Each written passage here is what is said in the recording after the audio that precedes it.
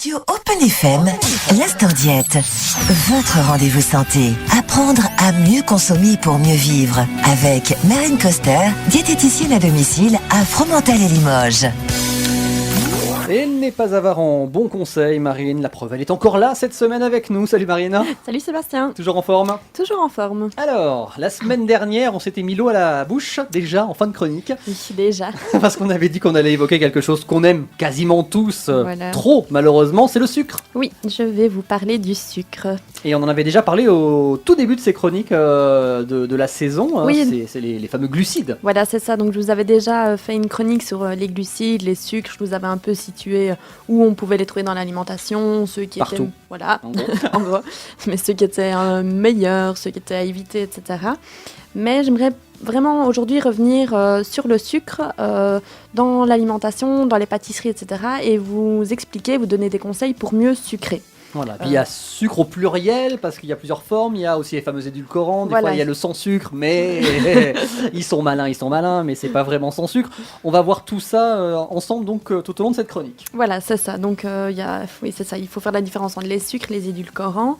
Et d'ailleurs, je ne sais pas si toi, tu sais me dire ce que c'est un édulcorant, la différence entre les deux. Est-ce que... Alors j'avais cru comprendre. Édulcorant, c'était quelque chose de synthèse, donc Oui, c'est pas c'est ça. forcément quelque chose de très naturel. Voilà, donc c'est pour ça que ça fait un peu polémique, Mm. parce qu'en fait, la différence donc majeure, c'est vraiment que les édulcorants ne sont pas des sucres naturels, sont des sucres de substitution. Donc, ils vont apporter un goût sucré, mais ils seront moins caloriques. Donc ça, c'est un bon point. On se dit c'est bien. Voilà. Mais En plus, non, là, Ah je vais bon, dire les d'accord. positifs. J'irai sur les mais ah oui, il après. y en aura quand même. Ne rêvez pas. Donc, ils ont un goût sucré, mais ils sont moins caloriques, donc ça, c'est pas mal. En plus, ils ont un pouvoir sucrant plus élevé, donc ça veut dire qu'on doit en mettre moins que le sucre pour avoir le même goût sucré. D'accord. Donc, c'est pas plus mal aussi. Mhm. Et ils ont un index glycémique plus faible. Donc, ça, pour toutes les personnes qui sont diabétiques, qui doivent faire attention à leur consommation de sucre pour pas avoir des des hyperglycémies, etc., c'est intéressant. Donc là, voilà, il n'y a pas que des mauvaises choses, Non, contrairement voilà. à ce qu'on avait l'air de dire. Mais alors, à ton avis, pourquoi ne pas utiliser que des édulcorants ? Bah oui, mais je me dis si c'est de synthèse, on a du plus, mais on a sûrement du moins quelque part. Oui, c'est ça. On a le fait que ce soit des sucres de substitution, évidemment, il y a quelques points négatifs. Donc en fait, certains édulcorants sont plus nocifs en fait pour la santé et on ne peut pas en consommer de trop, sinon ils peuvent avoir des effets indésirables sur notre organisme, comme provoquer des inconforts digestifs. Donc ça, c'est jamais très chouette, mais Voilà. c'est encore un minime problème. C'est pas dramatique. Voilà, mais il y a des problèmes bien plus graves dans certains édulcorants. Par exemple, un édulcorant, le cyclamate, ne peut pas être utilisé par les femmes enceintes, sinon ça peut poser des problèmes pour le fœtus. Donc voilà, il y a des Ouais. problèmes qui sont un peu plus importants. Il faut vraiment se méfier. Donc là, on se dit, on choisit entre la peste et le choléra. On va faire comment? Donc entre le sucre et les édulcorants, qu'est-ce qui est le mieux au final? Ben, déjà, il faut savoir en fait pour quelle utilisation et quel goût on veut obtenir. Moi, personnellement, j'aime pas trop les édulcorants car je trouve que leur goût est fort chimique et je le sens directement en fait. Donc je préfère sucrer avec des sucres naturels. Mais le truc, c'est que je me suis rendu compte durant mes études que la quantité de sucre qui est indiquée dans les recettes, c'est vraiment énorme. Donc en fait, on en met beaucoup trop. En plus, c'est du sucre blanc, du sucre raffiné, donc il n'a vraiment aucun intérêt nutritionnel. Et donc, petit à petit, vraiment pendant mes études, j'ai essayé de changer moi-même les recettes, de diminuer la quantité de sucre, de changer le sucre à utiliser. Et je me suis rendu compte que c'était possible de garder quelque chose de savoureux, de gourmand, sans que ce soit trop mauvais pour la santé. Alors tu vas justement nous aider peut-être à jouer sur ces recettes et sur la bonne utilisation des sucres. Voilà, donc j'aimerais bien, dans cette chronique, vous faire un peu un topo sur la différence, sur les différents sucres qu'il existe, vous montrer leurs avantages, leurs inconvénients, et ainsi que sur les édulcorants. Alors on commence avec les sucres à proprement parler. Voilà, je vais commencer par le sucre. Donc le premier sucre, j'en avais déjà parlé dans ma chronique sur les glucides, mais c'est le saccharose. Donc ça, c'est vraiment le sucre de table, celui qu'on retrouve chez On met tout le tous dans les monde. yaourts, dans les pâtisseries et tout ça. C'est ça, donc c'est le sucre blanc qu'on retrouve en fait partout. Le problème de ce sucre, je l'avais déjà expliqué, mais bon, je reviens là-dessus, c'est qu'il est raffiné.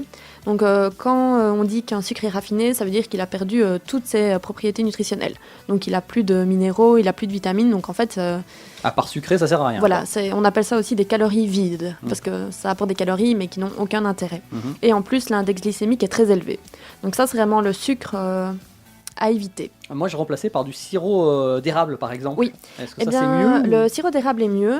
Il faut savoir que le sirop d'érable, lui, n'est pas raffiné. Donc, il comporte des minéraux et des vitamines et des antioxydants. Donc, ça, c'est bien. Mais par contre, maintenant, avec la surproduction, je vais dire, du sirop d'érable, il y a de plus en plus de transformation. Donc, justement, il perd un peu de ses vitamines et minéraux. Donc, il faut faire quand même attention. Il faut savoir qu'il est plus sucrant aussi que le saccharose. Donc, on en met moins. Donc, on en met moins. Et par contre, son point négatif, c'est qu'il a un index glycémique aussi élevé. Donc, Comme le sucre blanc. presque autant que le sucre blanc. Donc, du coup, ça, pour les diabétiques, etc., c'est pas l'idéal. C'est pas mieux. Alors, est-ce qu'on a d'autres alternatives? On a le sirop d'agave. Donc, lui, il n'est pas raffiné. Donc, ça, c'est bien. Il est 3 fois plus sucrant que le saccharose. Donc, on doit en mettre moins, 3 fois moins. 3 fois Donc, moins. c'est l'idéal. Et en plus, son index glycémique est bas. Donc, Là, on est pas mal. On est pas mal. Et en plus, on le retrouve facilement dans les magasins. C'est sous quelle forme ça? C'est vraiment c'est sous forme de sirop. Dans une... comme le sirop d'érable. Oui, finalement. souvent dans des petites bouteilles en plastique. Ça, par contre, c'est moins bien. Ah. Mais Ça peut pas être top. j'en non ai pas plus. encore trouvé dans des bouteilles en verre, mais je cherche. Ils vont progresser. Je ne désespère pas. Donc là, voilà. Si on veut faire un bon choix, déjà sirop d'agave, c'est vrai que c'est pas un réflexe, c'est pas le plus connu. Non, c'est ça. Mais Et pourtant, finalement, donc, comme je disais, le goût du sirop d'agave est vraiment un goût sucré. Donc, on n'a pas du tout l'impression d'avoir quelque chose de chimique dans notre plat et ça apporte vraiment un bon goût sucré. Donc pour les yaourts et après pour les recettes, c'est plus compliqué à doser parce que quand on vous met en grammage, là c'est plus sucrant, donc faut Oui, c'est ça. Il faut faire doser, un peu quoi. voilà, au feeling. voilà. Et le sucre de coco, ça existe tout ça? Oui. Ouais. Le sucre de coco, ça existe. Donc, c'est un sucre qui n'est pas raffiné non plus, donc qui va contenir des vitamines et des minéraux. Son index glycémique est bas. Par contre, il a le même pouvoir sucrant que le saccharose, donc il faut en mettre la même quantité. Donc c'est parfait. Voilà. Mais par contre, son gros problème, c'est qu'il est cher. Ah, parce Donc, que rare. Voilà. Voilà. Et il n'est pas encore fort commercialisé, on le retrouve surtout dans les magasins bio, etc. Donc c'est un produit qui est plus cher. Et puisqu'il a le même pouvoir sucrant que le saccharose, moi je ne l'utilise pas parce que justement je dois en mettre la même quantité, donc ça n'a pas beaucoup d'intérêt, ça Ouais, porte les mêmes calories. Donc, voilà, c'est ça, exactement. Donc le sirop d'agave, on va dire que ça sera notre petit chouchou. Moi c'est mon aujourd'hui. chouchou, mais voilà, après c'est à vous de tester aussi et voir selon vos goûts. Bon, ça c'est pour les sucres, et donc après il y a les édulcorants, et là aussi c'est au pluriel, il y a plusieurs sortes. Oui, il y a plusieurs sortes, donc évidemment je ne vais pas vous parler de tous les édulcorants qui existent, comme je ne vous ai pas parlé de tous les sucres non Donc, plus. parce qu'on voudrait après aller manger, c'était possible. Oui, donc, voilà, c'est ça. Et puis se coucher aussi ce soir. Donc, voilà. Ce serait pas mal. Donc les édulcorants, j'ai vraiment repris les principaux. Donc on a l'aspartame, qui est quand même fort connu. C'est le premier, celui-là. ça, hein, Ouais. quasiment. Voilà. Donc lui, il est 10 fois plus sucrant que le saccharose. Donc il a vraiment un grand pouvoir sucrant. Mais par contre, on ne peut pas l'utiliser dans tout ce qui est pâtisserie et en cuisine parce qu'en fait, il ne peut pas être chauffé. Donc vous pouvez pas... C'était pas celui qu'on mettait en petite dosette dans le café? Si, mais il peut être dans quelque chose de chaud, mais D'accord, lui ne on peut le pas chauffe chauffer. pas lui-même, Voilà, d'accord. c'est ça. Ensuite, on a la saccharine. Donc lui, son pouvoir sucrant, il explose. Il est 300 à 500 fois plus sucrant. Donc Ah oui, quand même. il faut vraiment pas en mettre beaucoup. Mmh. Et lui, il peut être chauffé. Donc là, on peut Il l'utiliser. gagne on prend le dessus sur l'aspartame, Voilà, on va c'est dire. ça. Ensuite, on en entend de plus en plus parler, la tagatès. Je ne sais pas si toi, tu connais. Non, je connais pas du tout. Donc en fait, c'est un édulcorant qui est fabriqué à partir du lactose. Lui va être seulement, entre guillemets, 2 fois plus sucrant que le saccharose. Son index glycémique est nul, par contre. Mhm. Donc ça, c'est vraiment bien. Et en plus, il peut être chauffé. Donc ça, c'est aussi un sucre que je commence à utiliser dans mes recettes parce que je me rends compte que son goût n'est pas si chimique que ça et en plus, il a beaucoup d'intérêt. Donc, Et ceux qui sont allergiques, qui ne tolèrent pas le lactose, pas de souci pour eux ou c'est pas celui qu'on leur conseille du coup? je ne le reconseillerais pas. vu que D'accord, c'est parce ça, qu'à la par base, contre. Oui, c'est ça ça. reste quand même du lactose. Donc on peut peut-être se jeter sur l'autre qui est aussi peut-être très à la mode et plus connue, c'est la stevia. Voilà, c'est ça, la stevia. Donc la stevia, elle a un pouvoir sucrant 100 à 300 fois plus sucrant que le saccharose, donc ça explose aussi. Son index glycémique est nul également, donc c'est vraiment bien pour toutes les personnes diabétiques. Et en plus, il peut être chauffé aussi. Donc vraiment intéressant aussi à utiliser dans les préparations. Bon alors on regarde le sirop d'agave et dans les édulcorants, si on devait en choisir un, le moins pire de tous. Je dirais du coup la stevia, car il faut encore en mettre moins que la tagatès vu que son pouvoir sucrant est plus élevé. Donc, Donc voilà. Donc notez, sirop d'agave, stevia plutôt dans vos placards que le saccharose, plutôt que l'aspartame, Voilà, c'est ça. qui sont ces sucres qu'on ne vous recommande pas forcément et qui n'ont pas forcément beaucoup d'intérêt, si ce n'est pas d'inconvénient pour votre santé. Voilà.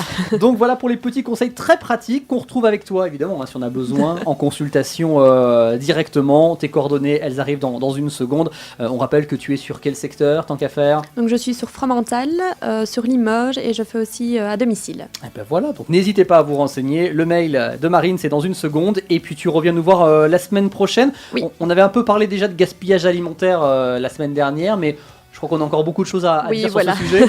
Donc je reviendrai avec ce sujet-là la semaine prochaine. Et ben d'ici là, bonne semaine à toi. Également.